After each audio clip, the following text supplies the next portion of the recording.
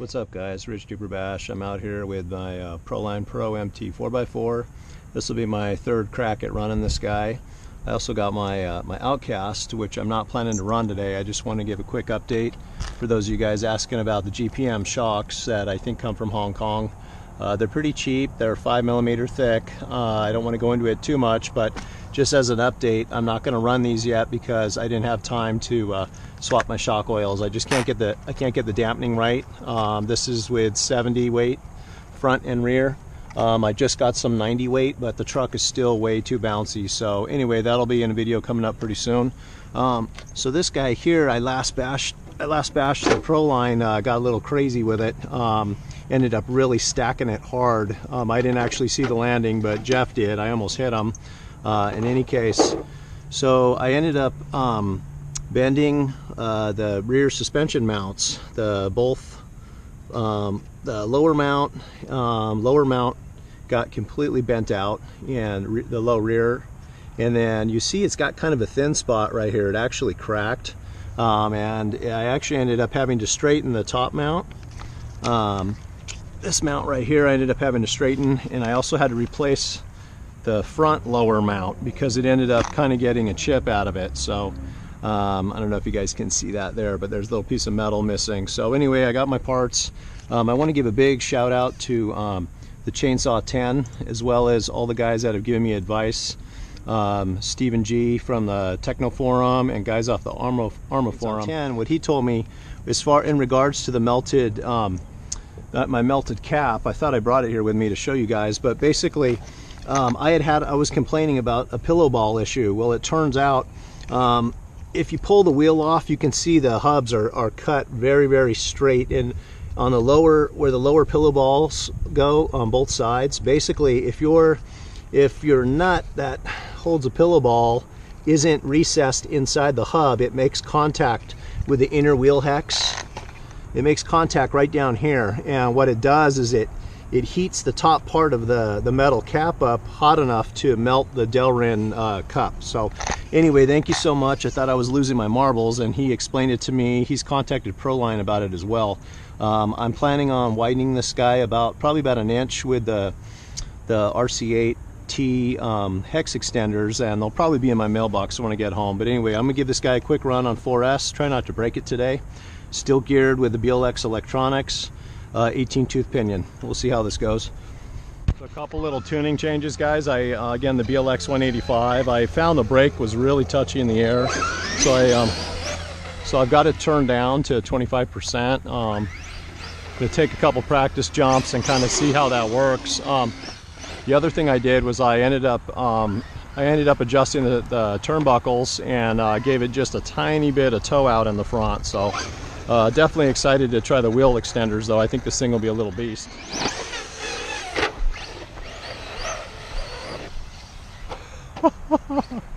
Oh, you little wild animal.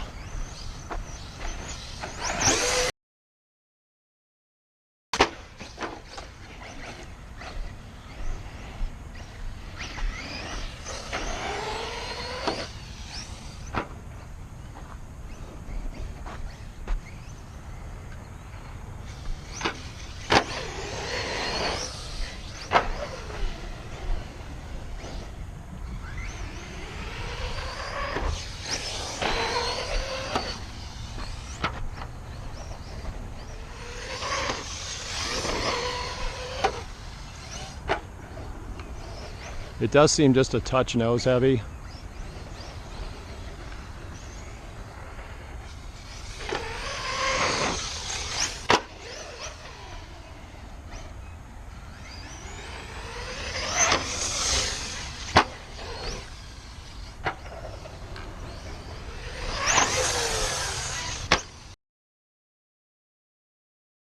Oh.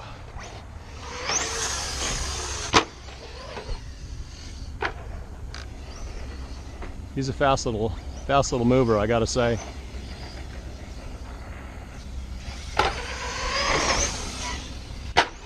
Yeah, 25% feels better right now.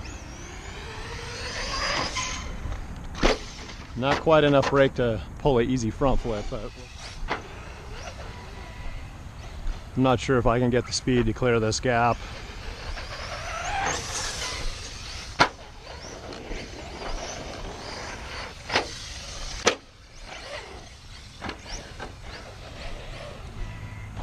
No, looks like I could easily actually.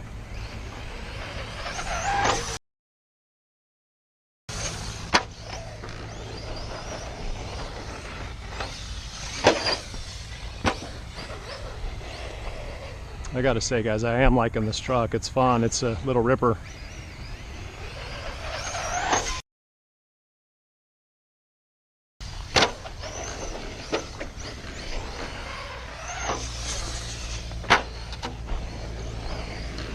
Yeah, it's a low-flying plane right there.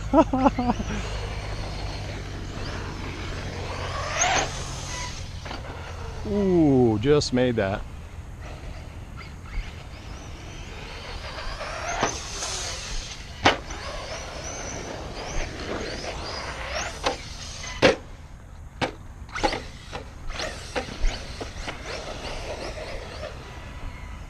Well, she's a durable little truck.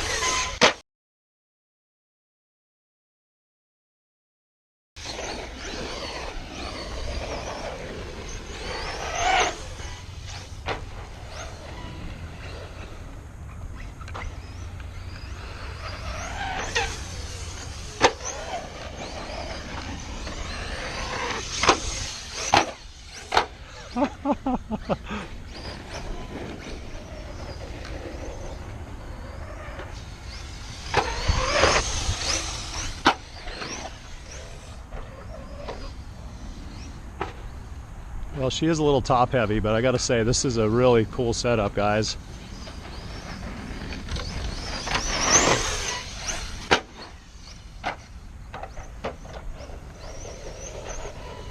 She's a fast little bugger on 4S.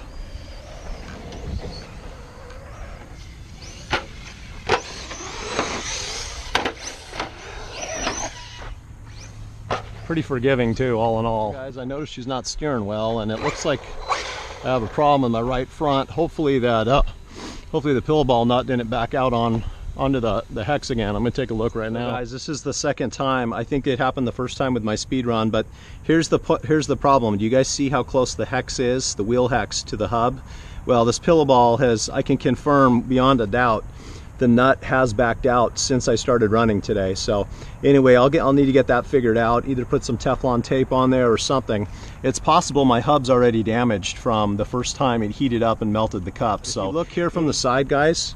I'm not sure if the camera's getting this, but you see how the nut actually extends past the flush mark of the hex. So got the pillow ball nut to sink back in. And let's see. There you go. That's the issue right there, guys. That's proof positive. So anyway, that's too much.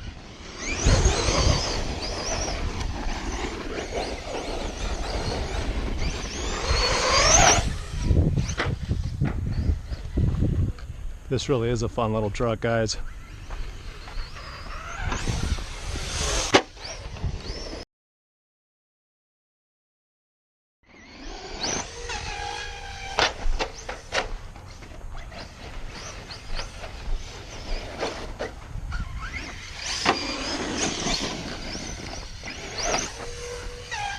Ooh.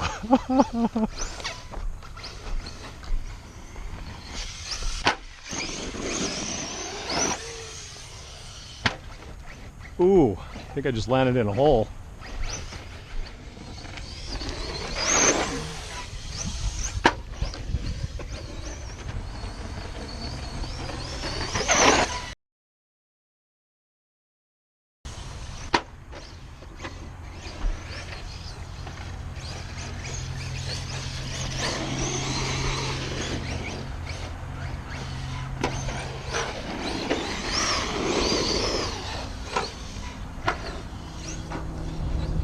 say, this thing it handles impressively well for its size, guys.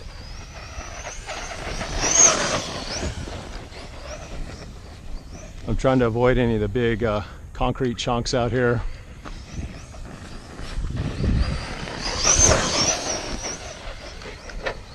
I don't think I'm going to tape these tires. I'm just going to let the ballooning help out a little bit with the suspension.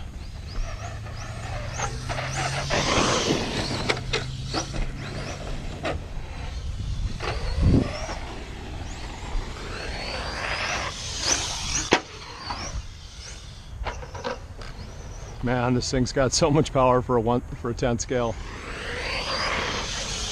Oh, darn it! I just hit low voltage. That sucks. All right, guys. Well, that's definitely it. I am going to give this truck an A. It's not getting an A+ for some of the build quality things, but I'm confident once I work out the kinks with this truck, it's just going to be a blast. So definitely held together for this bash. If I find anything busted I didn't see, I'll definitely let you guys know. Definitely need to get this pillow ball issue addressed. Again, I've ordered the RC8T hex adapters, the blue ones that come with the little retainer rings. Apparently you just need to drill the axle with an 1/8 inch drill bit to get their pin to set in, and for that tip I will give a big shout out and thank you again to the Chainsaw 10. All right, guys, till next time. Late.